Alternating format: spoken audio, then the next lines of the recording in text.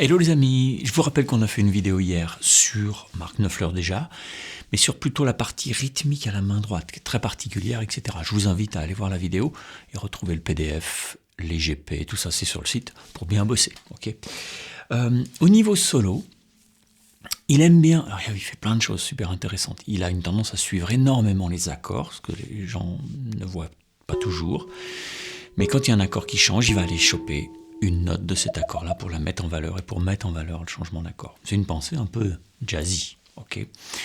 Son jeu est fabriqué à base de country et de blues, country blues, okay, avec pas mal de petites ambiguïtés entre le mineur et le majeur, qui est lié à ces styles-là. Okay. Par exemple, si on se met en mi, tu vas pouvoir jouer pentamajeur en faisant un truc où tu vas, okay, en allant chercher la seconde majeure, tu vas chercher une tierce mineure qui n'est pas dans la gamme. Normalement, on devrait faire. Okay.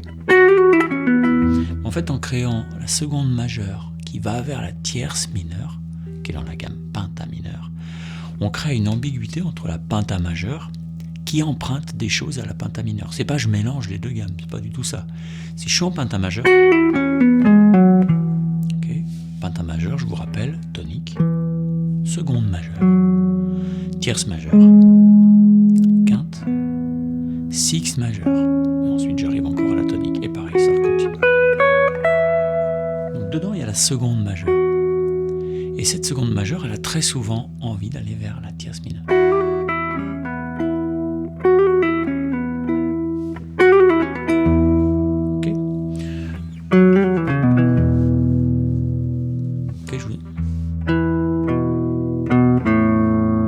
Je vous invite à aller choper tous ces plans qui sont marqués dans le PDF.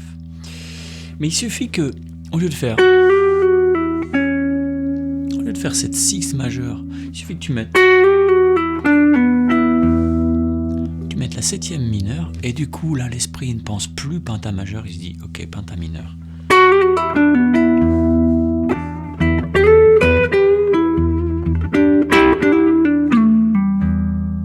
Ok, là, on est clairement en pentamineur. Alors, il n'y a pas de vérité, mais quand on est en pentamineur, on peut mettre une petite ambiguïté. Merde, j'avais pas mis mon son. On est en pentamineur, mais je mets une petite ambiguïté de cette seconde majeure, qui appartient à l'autre gamme. Et quand on est en pentamajeur, je fais une petite ambiguïté en allant chercher la tierce mineure qui est dans l'autre gamme. Souvent, on va aller chercher une autre note qui est dans l'autre gamme, la voisine, la jumelle.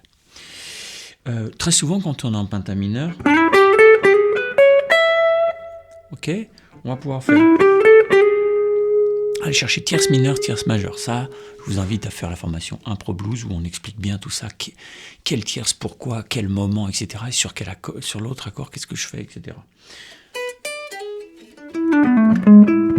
Ok, ici, je vais chercher la tierce majeure alors que je suis en pentamineur. Ok. Très souvent, tu vas pouvoir aussi aller faire le même genre d'ambiguïté, mais avec la sixte majeure qui va vers la septième. Ok, je peux le faire ici. Ok, ici, pentamajeur.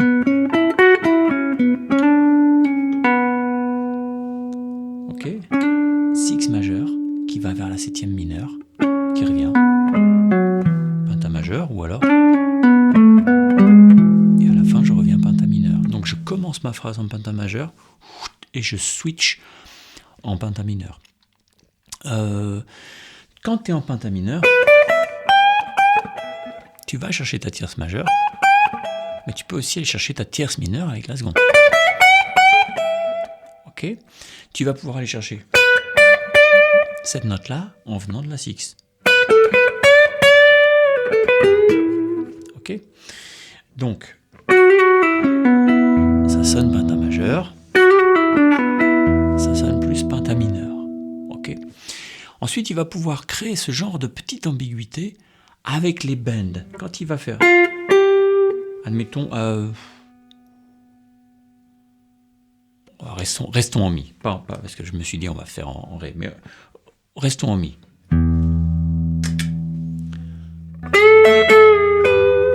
Là, ce qu'il fait, c'est qu'il va monter, ça il le fait souvent dans son jeu, c'est très country, c'est je monte d'un ton, ma tierce mineure, pour aller chercher la carte. Ok, et je vais faire.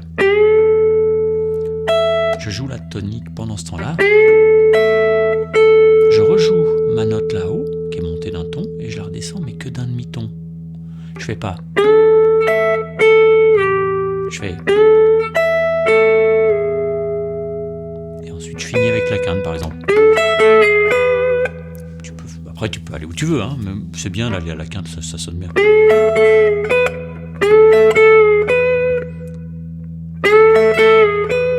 Ok. Je monte d'un ton. Je joue la note là-haut, la tonique. Je redescends d'un demi-ton et je finis par ça. Ok. Tu peux très bien le faire aussi ici. C'est-à-dire que là, nous, ce qu'on a fait, c'est qu'on a créé une ambiguïté entre carte et tierce majeure. Mais on peut très bien faire entre tierce majeure et tierce mineure. Si tu fais ça,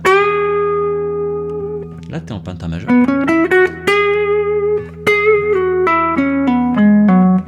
Ok, tu fais. Et tu vas redescendre que d'un demi-ton. Je monte d'un ton pour aller chercher la tierce majeure. Et je vais redescendre que d'un demi-ton. Donc je vais entendre tierce majeure, dégueulasse, désolé, tierce majeure, tierce mineure. Et donc ambiguïté entre les deux gammes.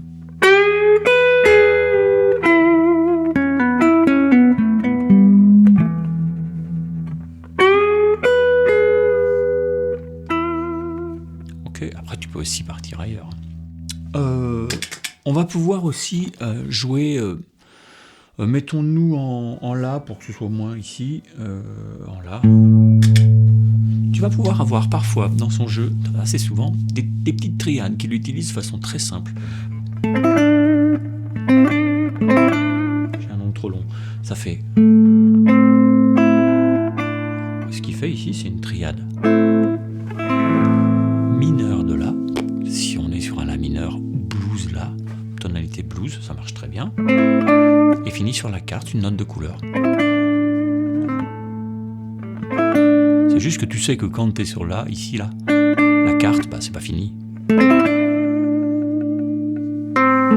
C'est interrogatif, ok. Donc après, bah, tu vas ailleurs. Hein.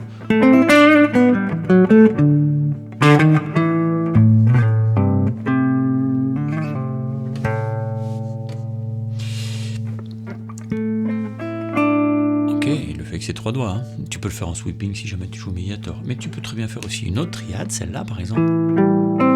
Ça, c'est une triade de Do majeur.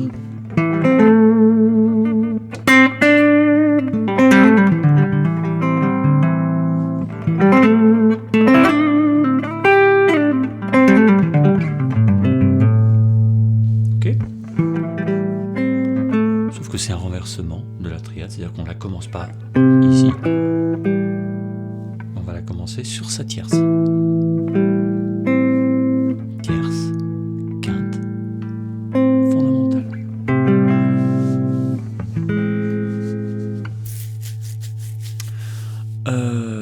Ben voilà, déjà avec ça, c'est pas mal.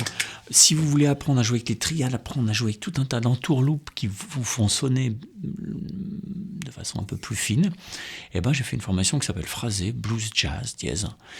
On utilise dedans les triades. On voit plein de triades, les doriennes, mixolydiennes et tout ça. Comment les jouer, à quel moment, pourquoi. Et puis par rapport à la tonalité, qu'est-ce qu'on fout.